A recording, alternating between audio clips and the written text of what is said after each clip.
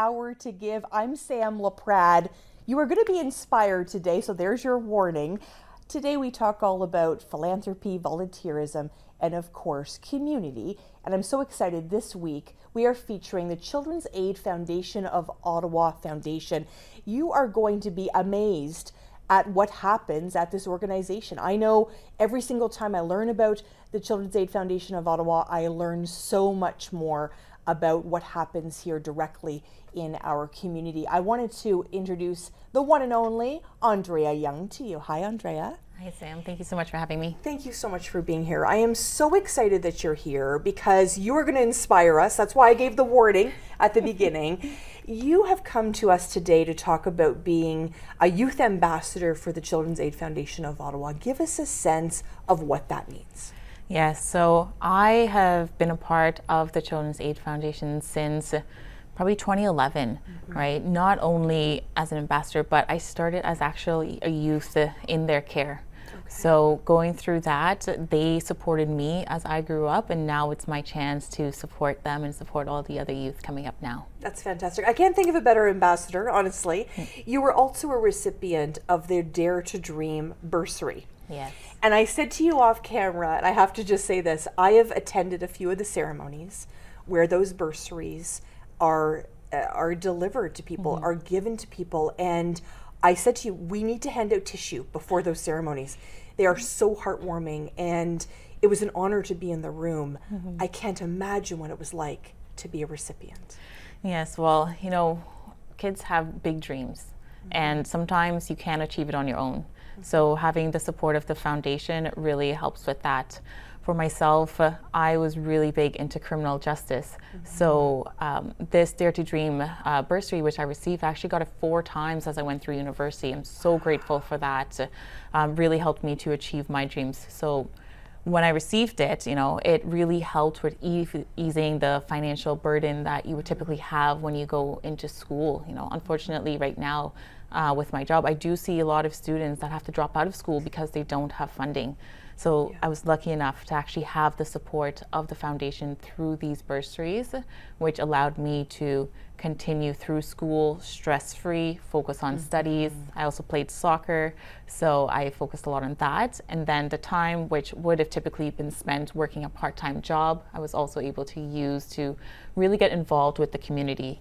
So being at Nipissing University up in North Bay, having that extra time, I got to work with the Ontario Provincial Police. I worked with lawyers. I was in the courthouse. I did placements, lots of volunteering, just to get to know the community and really do my part in following my dreams when it comes to criminal justice. Wow. Was there a time that you thought maybe university was out of your reach? You know, I never really thought university was out of my reach because I hadn't thought of it completely as what it meant to go to university, right? I always used to say growing up, I'm going to have all the letters after my name, right? When you get older, you realize it's going to cost money to get all of that.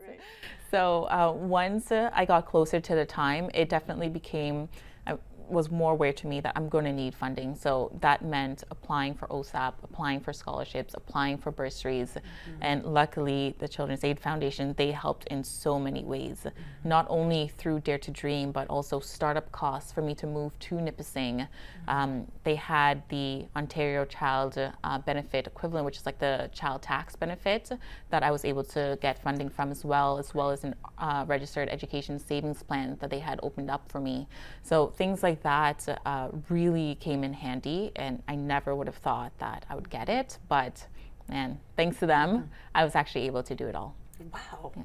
And sitting here today, and as you reflect back, and you know, as that young person not realizing how much education costs, is it even more meaningful to you to realize that donors stepped up and they made your future a reality? Like it's you have those letters now. Yes. Yeah. So you know, we don't do anything in this world on our own, right? Certainly as a youth in care, it's hard to get to where you want to be if you don't have the right supports, and sometimes it's support from people you don't even know, that actually help make things possible. So I would say thank you to all those donors, because they made my dreams possible, and now I'm able to sort of help and inspire others to go after their dreams, because there are people out there who will support you, right? You don't need to know them, just trust that people care and they will help.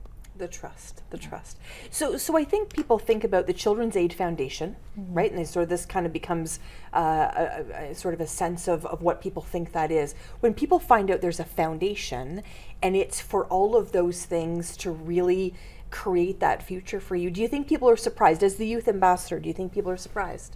Yes. Yeah. Yes, for sure.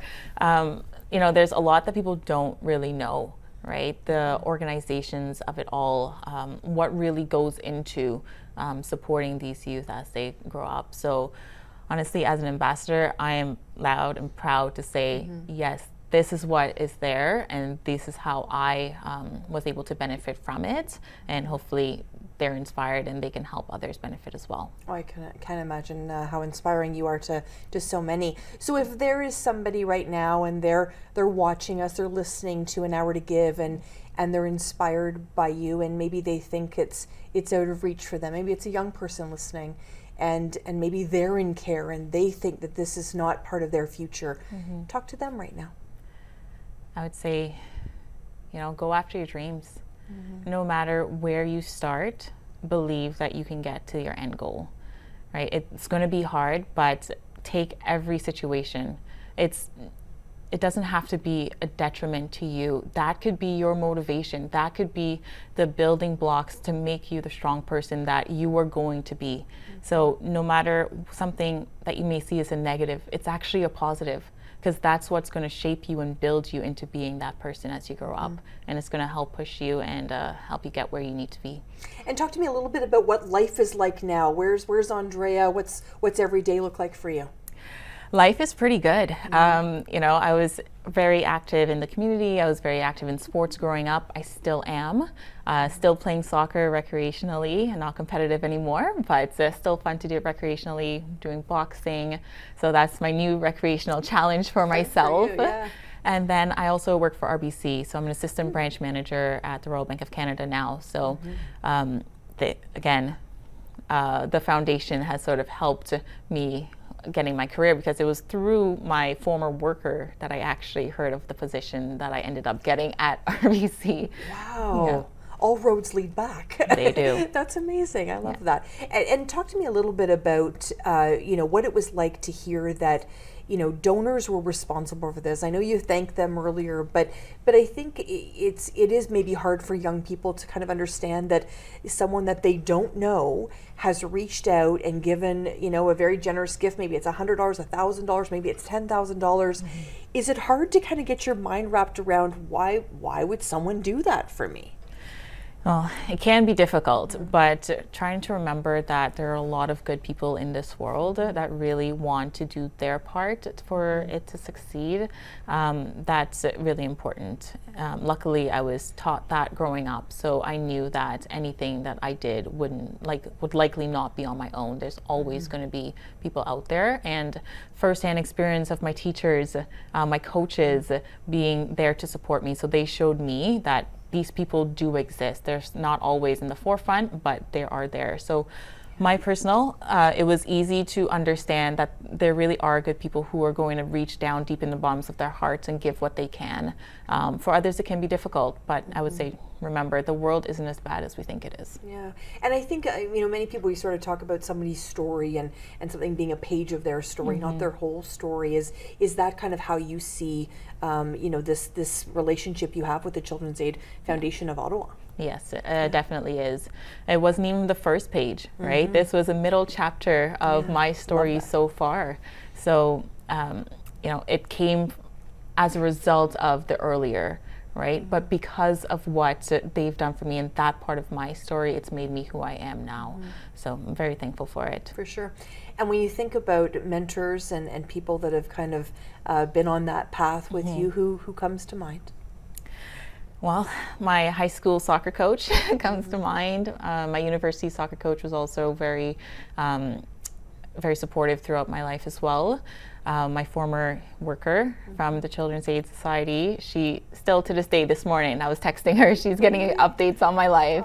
So still a huge part. And then I also have a mentor who's a lawyer. So that person helps me, keep my motivation when it comes to the law and the criminal justice. And then also at work, I've got some other mentors there as well, informal and formal, right? And that's a huge part of it as well. Not everything's going to be a formal mentorship. There are going to be people you meet in your life that they're going to be an informal mentor because you at the time you may not think you're getting mentorship, but they're really there supporting you, guiding you as well. I'm so glad you said that, because I have a mantra that everyone's in your life for a reason, a season, or a lifetime. Yes. And there's just something about having those informal mentors as well. But so where are we going to find Andrea in 10 years? Those are some big dreams. 10 years time, definitely owning a bunch of businesses. Probably a board member somewhere. Yes. Not sure which country I'll live in, but I know that I will likely have a big title.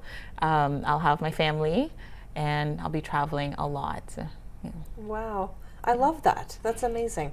And how will you reflect a decade from now? If you were to sort of see yourself in 2034, I can't believe I'm saying that out loud, but 2034, and think back to even our time together today, or think back about, the time that you've had with the Children's Aid Foundation of Ottawa, where does that lead you? Honestly, this right now is just a drop in the bucket.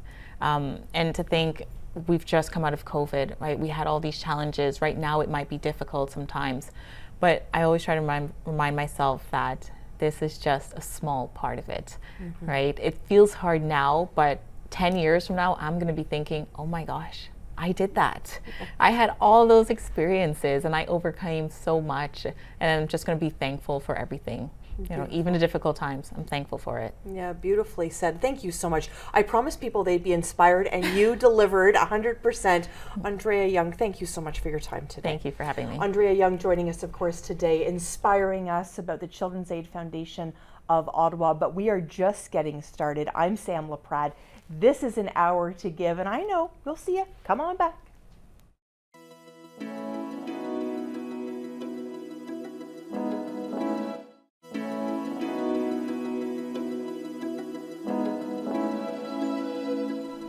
Thank you so much for joining us here for An Hour to Give. I'm Sam Laprade. This week we're featuring the Children's Aid Foundation of Ottawa, and I'm so excited to welcome Kelly Raymond to the show. Hi, Kelly. How are you? Very good. How are you? Good.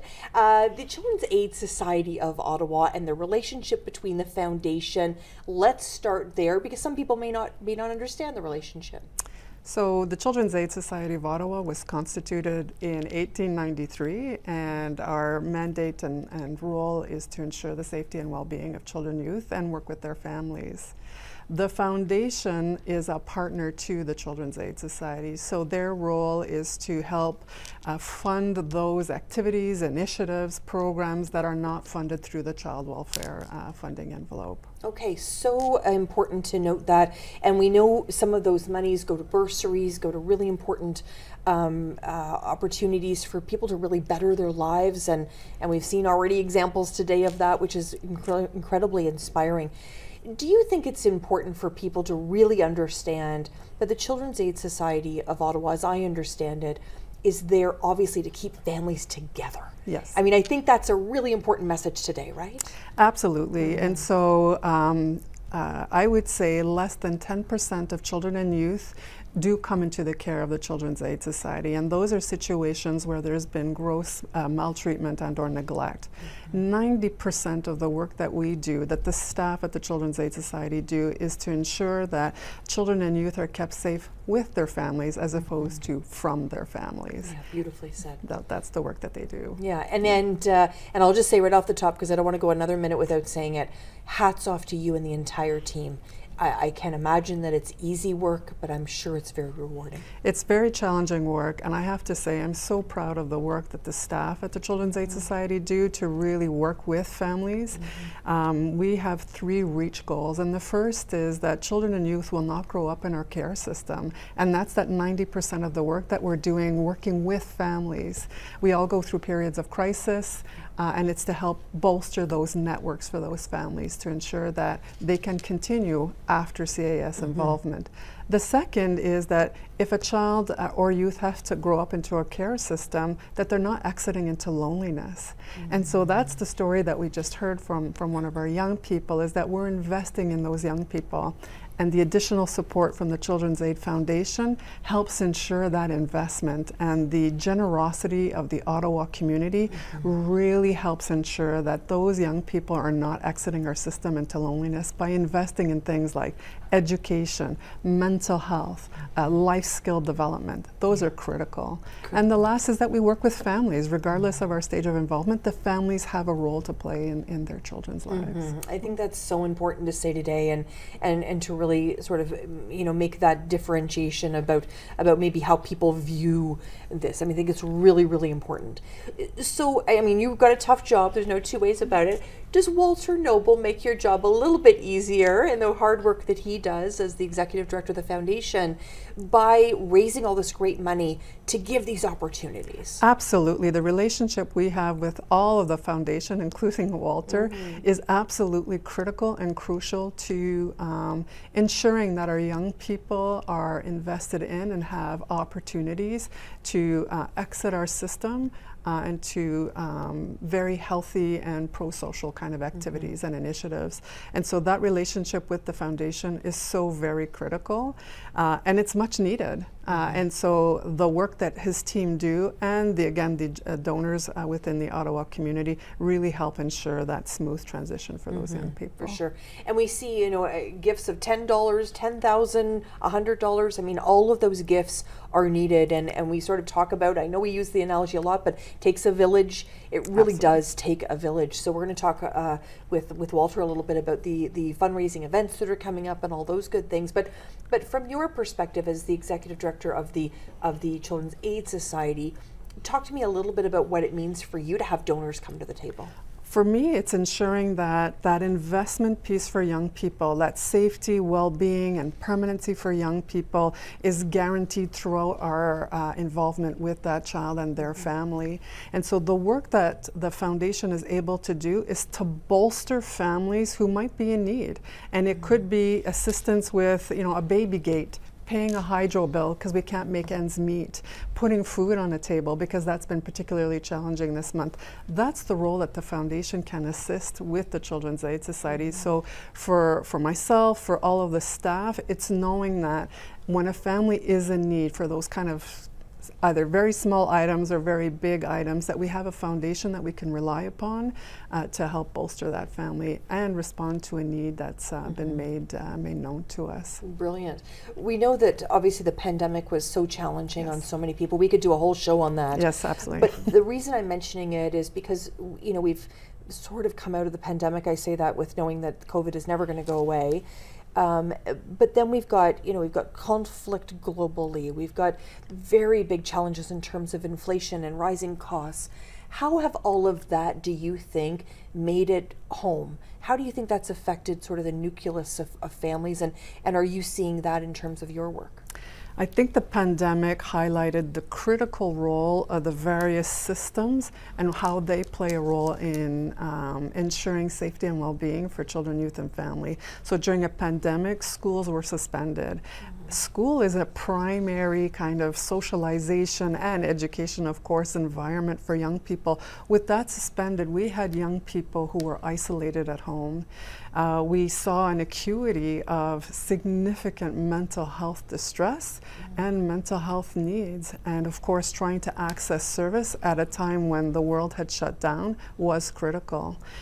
Conversely, for families, many saw loss of job, poor finances, lack of adequate housing, housing that's just not available. So again, it was a critical time for many, many families. What Ottawa did well was these various service partners came together to say, how can we work together to better respond? So Ottawa stepped up to the plate to help respond. Could we do better? Absolutely. But together, I think we can go a long way in the future. Let's bust some myths, because I think there can be a lot of myths about the work that you do. So we've sort of touched on a couple of things in terms of perception. Obviously, the foundation is doing incredible work to raise some money, but in terms of maybe the relationship between the two, or just even the work that you do, is there anything you out there you're like, I want to tell the world this? So I think one of the biggest perceptions is that the Children's Aid Society removes children. And while that's part of our mandate, and we absolutely, as I said earlier, in terms of that gross maltreatment or neglect, there are times when a child is simply not safe at that moment with their family. And so at that point, we would explore extended family, a coach, a teacher, someone close to the child who could step up to the plate and say, I can provide care while the family gets the help and assistance that they need. But that's not our primary work, and our statistics year after year show that we are working primarily to keep children and youth safe with their families. And we do so by collaboration, not only with the foundation, but with multiple service partners in the city to help bolster that family and ensure safety and well-being. I think that's such an important piece today to share as well. And give us a sense, we know that Salou is always a big event. I was so happy to be part of it last year. And of course the Dare to Dream bursary. I was saying earlier, I always bring tissue now because I know better. I know I'm going to cry and be inspired. And then of course the big trivia night. I mean, all of these, when you have the kind of work that you do every day, do you look forward to those opportunities? Absolutely. Yeah. I'm the first one to sign up for every one of these events, because it's an empowering kind of activity, and I think it really reinforces the work that we do and the critical important role that we do and the role that we play in this community. So I absolutely enjoy Salou, the trivia events, absolutely. Yeah, absolutely. They're so much fun, and the opportunity, I think, for not only individuals to give, but you see corporate people there, you see, once again, that village. All walks of life. All walks of life there, which is really inspiring. And talk to me a little bit about, we met Andrea Young a few minutes ago, and she was a Dare to Dream bursary recipient, and just an incredible ambassador for the Children's Aid Foundation, and just somebody you just want to get to know and just see her grow and see her journey. Is that another driving factor for you when you jump out of bed in the morning? That's why we do the work that we do, is when you see the potential for every single one of the children and youth that are involved with child welfare, the potential that they have, and I want everyone to be an Andrea. And that's the motivator, is to ensure that we get to that. And I hope her story resonates with the Ottawa community, that when you invest early, their potential and their shining star is just incredible. Yeah, wonderful. Yeah. And the other thing too that I think would be probably maybe a surprise to some people is the resources that you have at the Children's Aid Society of Ottawa. So give us a sense, if someone's watching right now and they're thinking, I want to reach out and get some resources, direct us to where we can go. So they can call our main number to just inquire. I'm interested in foster parenting. I have a niece or a nephew, and I'd like to demonstrate interest in, spending time with them. It could be going out for a meal, or it could be going out to a game of some kind. Or I'm interested in becoming a donor. These are a number of opportunities that they can share or inquire about by calling our main telephone line. Yeah, that's wonderful. There's so many opportunities, I think, for people to sort of understand what the society is all about and how, once again, they can fit into that picture. So that's wonderful to share today. And give us a sense, too, you've obviously got a very strong board, a strong team. Give them a shout out today as we head into this incredible year we have ahead of us. So we have a 16-member board who are committed, dedicated, and reflect the diverse community of Ottawa. They take their role very seriously. Not only that, but they support the work of the Children's Aid Society staff. And to all the staff, a significant shout out, because during the most challenging time for the City of Ottawa, during a pandemic, the trucker convoy, I do think that they were there. The staff were there assisting families and young people throughout that whole period of time. So huge shout out to them. Beautifully said. Thank you so much for all the work Thank you you do as well, Kelly, because I know it's a busy job for sure. Kelly Raymond joining us today, Children's Aid Society of Ottawa. We are getting caught up on all things Children's Aid Foundation of Ottawa. Stay right where you are on An Hour to Give. We have more coming for you.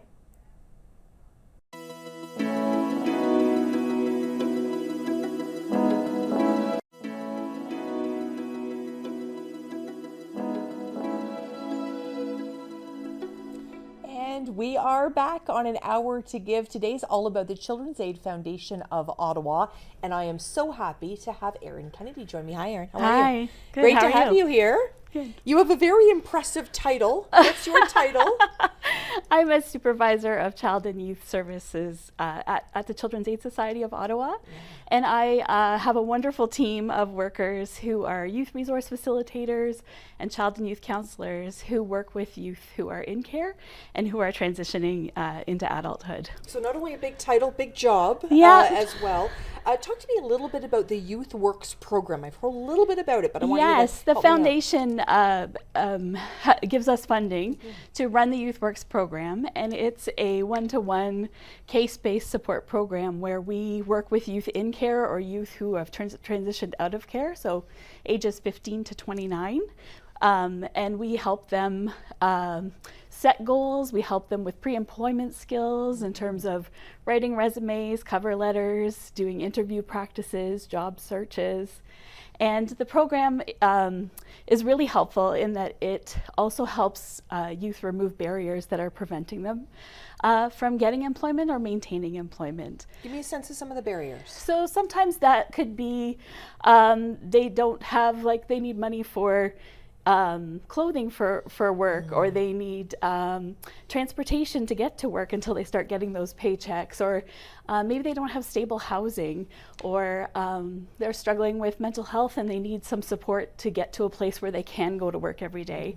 So the funding for the program helps us remove some of those barriers and offer the support, and we can tailor it to the youth's needs specifically, rather than it being a cookie cutter thing that they have to fit into. We fit what their needs are. Brilliant, right? Yeah. Because it's all about the youth. It's all about Yeah. about their futures. So give us a sense. How many youth would you see in the program? This past year, we supported 147 youth. Wow. And 60 of those gained employment while working in the program. Some of those were already employed, and it was just about us supporting them to maintain that employment. Yeah. Which is wonderful. And you must be inspired every day. Oh, yes, Yeah. yes, very much so. Yeah. It's so exciting to hear some of the feedback we get from the youth that are part of that program. We have youth in high school who are maybe a bit shy, haven't had employment experience, and we've with their workers and the Youth Works program support people, wrap around them and try and give them some experiences based on their interests. We had one youth who we supported in going to an employment program in the city, and they got a job experience working with kids because that was one of their goals, and they were able to recognize this is something I want to go into post high school, and they got a chance to have a 6-week paid placement, and they've saved some money, and now they know that that's an area they want to work in. For sure. And as you're talking, I mean, my daughter's 16, so I'm, at home hearing about, her dreams and aspirations as well. It's challenging just to be those sort of years, to kind of figure out what you're going to do. Yes. But to add on, the extra sort of challenge of maybe being in care or having some extra challenges, I give them huge credit for trying to, let's see where my life can take me, and let's see what we can find in terms of work. That's right, and I feel, and that's what we've seen since the program's been running the last couple of years, is that youth will come back to us. So maybe they get their first job experience, and that goes well for a while, and then they go, hey, I'd like to have a career, and they come back and ask for career support. Or, we've had a youth who was interested in carpentry. The Youth Works program was able to help them get that position, and then it was like, oh, I need to buy my own tools and I don't have the money for that. Well, we were able to buy the tools, and then it was they had a car, but they needed help because they had some extra expenses with paying for insurance for the car so that they could maintain the employment. So they can come back whenever they need that support, all the way up to 29. So you could add to your job title, barrier remover. You're removing all these barriers, right? That's Which is great. it's a team effort Yeah. for sure. Workers that's and the great. foundation, we're That's really, wonderful. really excited to be able to help youth that way. And talk to me about a program that you refer to as PODS. Yeah, so we have the POD model for learning support, and it was actually born out of the pandemic when all of a sudden we had all these kids who were having to pivot to learning online. So we, a great team of workers came to the foundation and said, hey, we'd like to do something online to support. And then it just evolved into a program where we have teachers and child and youth counselors that meet weekly with youth to help them achieve credits, sometimes in not the conventional way, but they're having great success. We're seeing an increase in people who are completing their credits, and we're also seeing a big increase in youth maintaining their timeline for graduation or even expediting it. So it's been very successful, and we're really excited to see them. And then they're inspired to go on to post-secondary, to university, to the trades, to college. And then that's when, again, the foundation can come in with the Dare to Dream bursary. So it's exciting to see our kids making these gains in these ways. Oh, absolutely. Yeah. And then, you know, we heard from somebody a little bit earlier in the show talking about, you know, she's still in touch with the people that she was in touch with as a child and still updating them on her successes. Is that your oxygen? Oh, yes, for Yeah. sure. And our team, we want to see our kids thrive. We want to see them reach their goals and be successful on their terms. And when we hear back all the gains they're making, it's the why we get up in the morning. Yeah. What is the challenge of the job? What do you need? I think it's helpful to have the funds that we get from the foundation to be able to pivot. So when we see a bigger need and we can design a program and go to the foundation and say, here's the need we're seeing with this big group, we want to design a program, can you help us with that? But there's also those times when it's individual, and some of the workers on my team will say, I'll get an email from a youth that just says help, and when they reach out, they have a unique need, and when it doesn't come from core funding, we're able to go to the foundation and say, this person's having this need right now, are we able to help? And it's always a yes. So it sounds like you're a soft landing for youth, and the foundation's a soft landing for you. Yes. Yeah, which is great. And I mean, their mission is to help children and youth and families, and it's ours, and that's why we all work so well together. How did this all start for you? Where did it come from? I've always wanted to help people, and I've always had a passion for working with youth, and I think I feel really blessed to have this position, to work with really great people, and to see our youth reach their goals it's exciting. Yeah, Absolutely. And when I think about your team and all the work that they would do, give us a sense of what an everyday looks like for them. You know, they head to the office, and what does it look like? No day is the same. Right. So it can depend on whether you get that help message, or whether it's a day where we're all putting our heads together, how can we create a program? So every day is different, and I think that gets people excited too, right? They're excited to do new things and different things and really be creative, but also to see those successes. And you're really this, you know, beautiful link to education. Really is the link to whatever you want to do in the future. You know, whatever it is that people want to do. Longer the days, and certainly I won't date myself, but the days where even going to high school, you could have gotten employment and you know, sort of found something.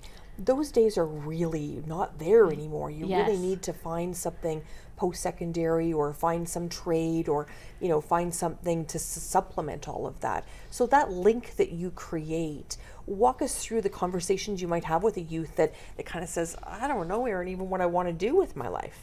Yeah, and I think I know our workers that work in the program do have a lot of conversations about that, and really as a team of workers around a youth try to find out what their interests are and try and find opportunities for them to explore them. And what I love too is that not to date myself either, but you're always on that track for high school and then post-secondary education, but sometimes kids are coming and saying, I want to be a tattoo artist. How can you help me be that? Right? And I want to work with horses. So it's kind of exciting that the foundation gives us that flexibility to go, hey, this is your dream. Let's see what we can do to support that and see you reach your dream. Yeah, that's fantastic.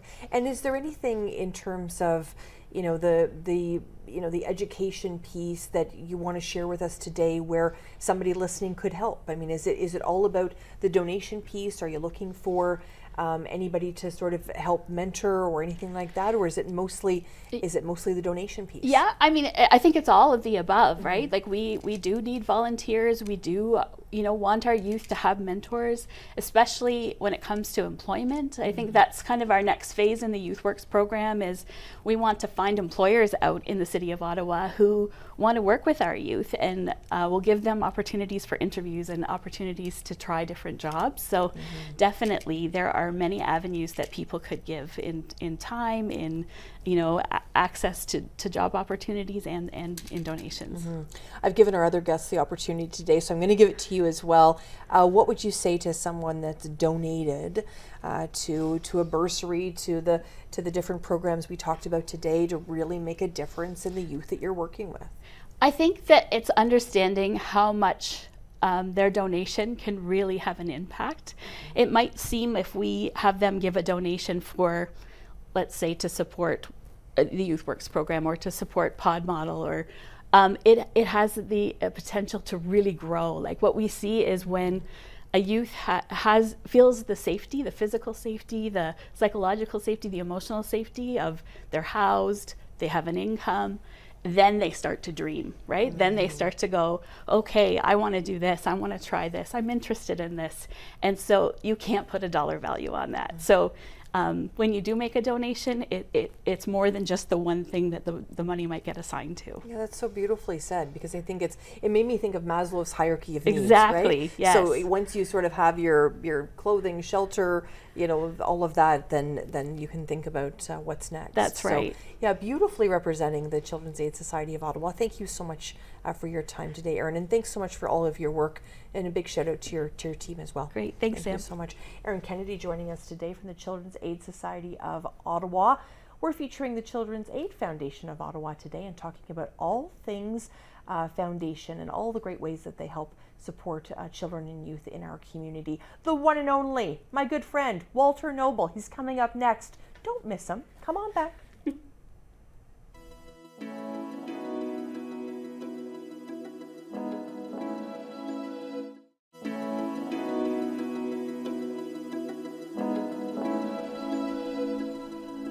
And we're back on An Hour to Give. I'm Sam Laprade. I got to tell you, it is an absolute privilege to do this show every single week, and to do it with one of my good friends is even better. Walter Noble is here from the Children's Aid Foundation of Ottawa. Hello, Walter. Hi, Sam. How are you? I'm fantastic. Good. You work so hard.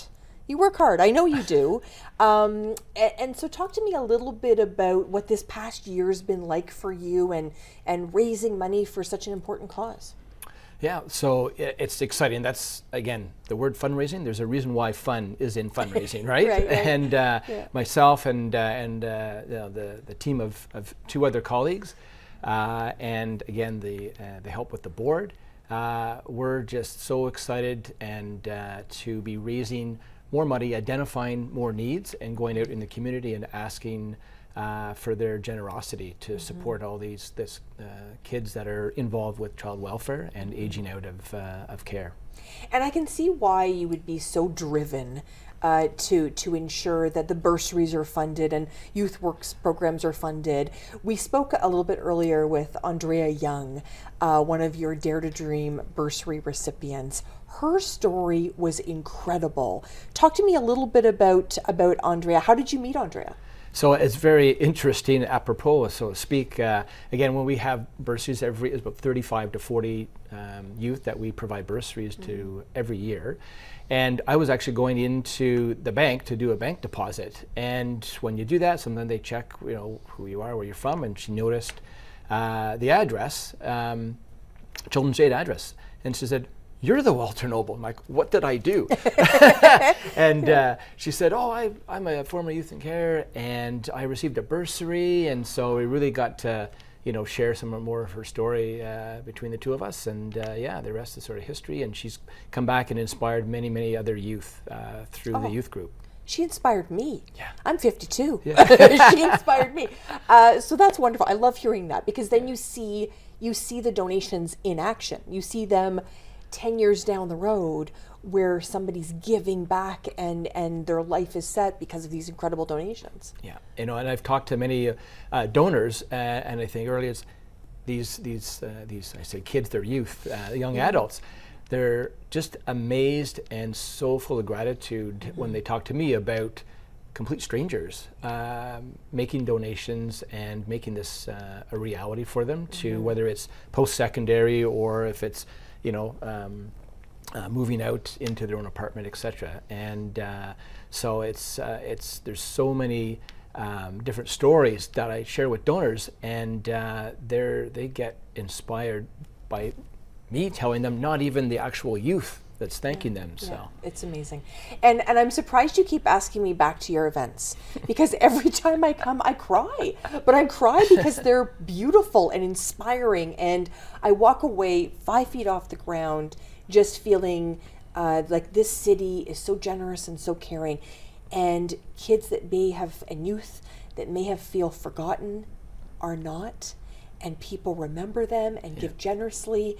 And I can't imagine I'm sure you work with tissues by your phone sometimes, but it's amazing to see these events as well, where you get to showcase some of these things. That is extremely important, because a lot of the work we do is behind the scenes, so to speak, and it's a chance for our Dream Launcher donor community to come together to celebrate those successes and hear those, and to interact with some of the youth as well, and just say they're actually thanking them when the youth is also thanking them. So it's very, very inspiring. And we do other smaller donor stewardship type events where it's more intimate. Maybe a dozen donors come together and they have sort of a sit down with some of the youth, and really sharing not only the youth story, but the stories of our donors of why they give. A lot of them have reasons, they've worked in child welfare previously, or one of their family members has as well. So it's really, really interesting to hear that.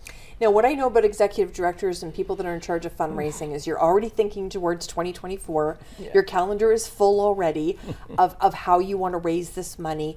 Inspire us. How can we help you along the way? Well, there's many ways, and again, we're focused on sort of three areas, which is education. You heard earlier around Dare to Dream bursaries. There's tutoring. There's providing the funds for psychoeds for kids that are in high school and beyond.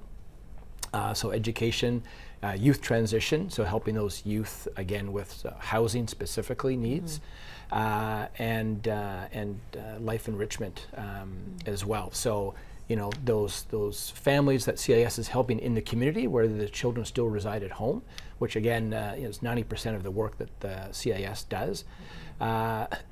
Those kids have dreams of their own, and we want to support them through a lot of sports or recreational activities, and bringing families together to maybe enjoy a movie, or a fun haven. Yeah, well, fantastic. And I mentioned Salou, I mentioned World Trivia earlier. You've got these great events. Are they planned for 2024? They are, absolutely. And so Salou happens in May. We have a golf tournament, and for 20 years we've been partnered with Business Development Bank, BDC. And that's in September. And then November 1st is World Trivia Night. It's our 30th anniversary. And really we've seen that shift from all the trivia people that are in town. They know about it, they're there, but we've seen more and more, and we're encouraging more and more corporations to jump on board. I mean, really $1,500 for 10 staff to have a great time, do some trivia, and compete against each other. So different sectors. So we're working on that as well. I love that. And do you have dates for everything yet? So the Salou is mid. We're looking at the 15th. It's not 100%. So September 11th is the golf tournament, and November 1st is the World Trivia Night. That's amazing. So you've got it all laid out. I knew you did. I knew you did. Having all those dates I know on the top of your head is impressive too, by the way. And so if somebody has been inspired today, and I can't imagine they haven't been, what would you want someone? What call to action are we giving somebody today to do today? So, I mean, I think you've heard some of the stories here today, and especially Andrea's. There's a lot more Andrea's. As I say, 35 to 40 youth a year apply for bursaries. And, what I'd say is, these kids are our future in Ottawa, the future talent of Ottawa. They're going to be the next, lawyer, doctor, tradesperson, you name it. And they just need, as we say at our board meetings, we're there to provide a hand up, not a handout, and just watch them succeed. And time and again, our donors, if they're looking at providing a donation or volunteering, participating in an event that we put on, come on in and helpottawakids.ca or dreamlauncher.ca are our two portals, and all the information is there. And again, education, life enrichment, and that transition leaving care, those are the three key components that donors would be providing gifts to. And sometimes, you're trudging along and it's a lot of work, and I know you've got your own personal reasons why the Children's Aid Society of Ottawa and the Children's Aid Foundation of Ottawa are personal to you. Give us a sense of your journey. Yeah, no, it's been quite interesting. And again, my wife and I were foster parents, or really foster parents, for just shy of 20 years. And and then we adopted 2 kids from CIS as well. So it's that's again all that combined, and again, youth like Andrea get me and our whole team up in the morning and pick up the phone and and start fundraising. So. Yeah, and fundraising. I mean, I think today personally that probably someone's listening or watching us right now didn't even know there was a foundation, right? So that's all part of it, right? Is raising the awareness to then raise the money. Is fundraising more challenging now? Yes, I think absolutely. Fun is more challenging, but we see more and more first-time donors year over year come to make a gift, whether it's monthly or annually. And again, having a great donor community and a board, the network. I mean, anything that comes on our from our plate to say we need money for this, we have a great either donor community, as I say, board to identify where we need to focus on and contact. And I must say that the Ottawa community is just amazingly generous, given all the charities that are in town. Right. And our fundraising over the last 5-6 years has, because we've expanded all these programs, has doubled actually. Wow, that's incredible. Yeah. And when you think about giving, this time of year, a lot of people will sort of look at their giving from last year because they're finding those tax receipts in their shoe boxes, right? They're like, where's all my tax receipts? Sometimes people think about, okay, what do I want my giving to be this year? And setting a philanthropic budget, if you will. And a lot of people do this through monthly giving. Is that something you're open to as well? Yes, absolutely. We've, about 5-6 years ago, we started a monthly giving program. And so we have a number of people that like to give that because it's very, process oriented audit. They know exactly what they're going to be doing. And they get invited to some of our receptions, and part of it is making a donation, but really it's the stewardship piece is like, okay, how are they impacting the youth? And I think our charity, it's a very easy way to show the impact. And our youth are involved in doing thank you calls, our board, and so that's really important to us, is to make sure that our donor community, our dream launchers, as we call them, see and know what the impact is of their gifts. And talk me through a little bit in terms of legacy giving as well. This is also a time of year where people think, I need a will, or I need to refresh that will. I've shared with you before. I mean, I collect husbands, so I need a few wills. So it's that kind of thing where different milestones in your life can mean a brand new will, and people think about that at the beginning of the year. Inspire us in terms of legacy giving as well. Yeah. So we have received, quite thankfully, a few legacy gifts over the last 5-6 years.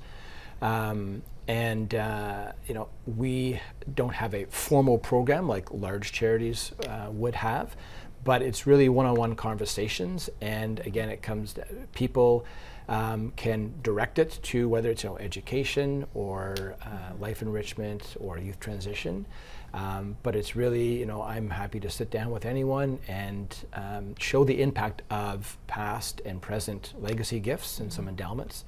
I think that not only the person thinking of giving a legacy gift, but really their family, and that's a family decision and getting involved. And we have one, past donor where that is the situation. Their family are just so excited that they're able to help through their loved one, the youth that are here in Ottawa, part of CIS. Brilliant. And I think it's just one of those things that people tend to think about, either really, really late, and then they're kind of scrambling to do it. I think, I'm 52, I like to be able to have all those things in order. You just never know what's going to happen. But also, it's really important to me that my family knows where my values lie.